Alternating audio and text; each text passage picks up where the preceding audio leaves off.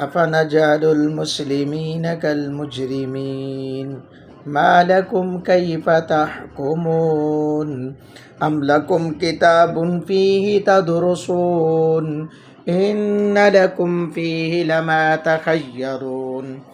أم لكم أيمان علينا بالغة إلى يوم القيامة إن لكم لما تحكمون سلهم أيهم بذلك زعيم أم لهم شركاء فليأتوا بشركائهم إن كانوا صادقين يوم يكشف عن ساق ويدعون إلى السجود فلا يستطيعون خاشعة